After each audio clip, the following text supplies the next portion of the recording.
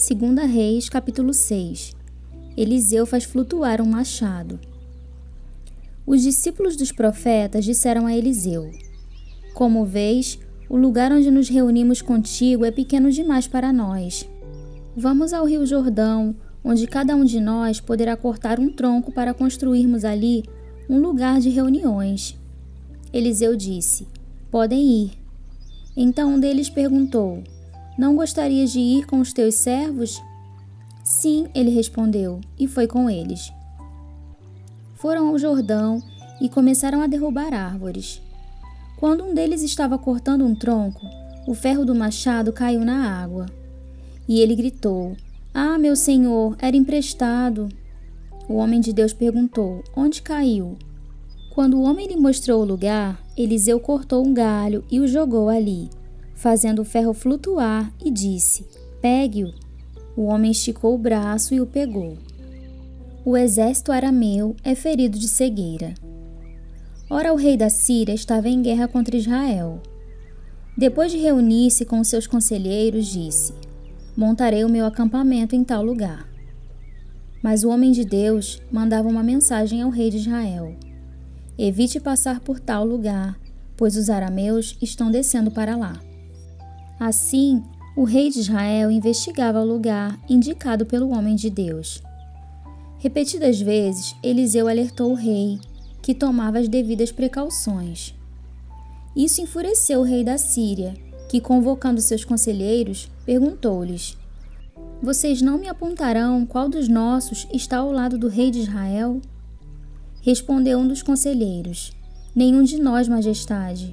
É Eliseu, o profeta que está em Israel, que revela ao rei de Israel até as palavras que tu falas em teu quarto. Ordenou o rei: Descubra onde ele está, para que eu mande capturá-lo. Quando lhe informaram que o profeta estava em Dotã, ele enviou para lá uma grande tropa com cavalos e carros de guerra.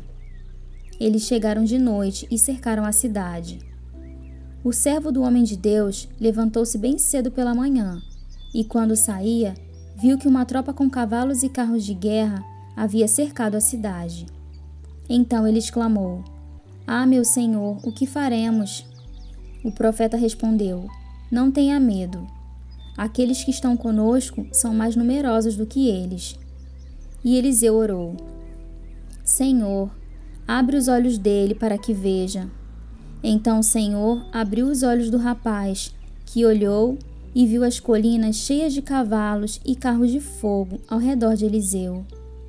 Quando os arameus desceram na direção de Eliseu, ele orou ao Senhor: Fere estes homens de cegueira. Então ele os feriu de cegueira, conforme Eliseu havia pedido. Eliseu lhes disse: Este não é o caminho, nem esta é a cidade que procuram. Sigam-me, e eu os levarei ao homem que vocês estão procurando. E os guiou até a cidade de Samaria. Assim que entraram na cidade, Eliseu disse: Senhor, abre os olhos destes homens para que possam ver. Então o Senhor abriu-lhes os olhos, e eles viram que estavam dentro de Samaria. Quando o rei de Israel os viu, perguntou a Eliseu: Devo matá-los, meu pai? Devo matá-los? Ele respondeu: Não. O rei costuma matar prisioneiros que captura com a espada e o arco.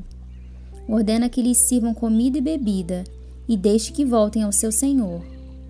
Então o rei preparou-lhes um grande banquete, e terminando eles de comer e beber, mandou-os de volta para o seu senhor.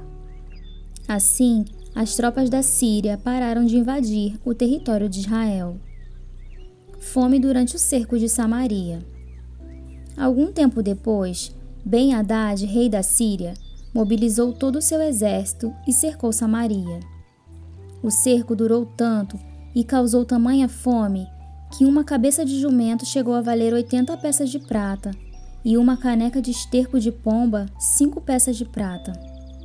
Um dia, quando o rei de Israel inspecionava os muros da cidade, uma mulher gritou para ele: Socorro, majestade!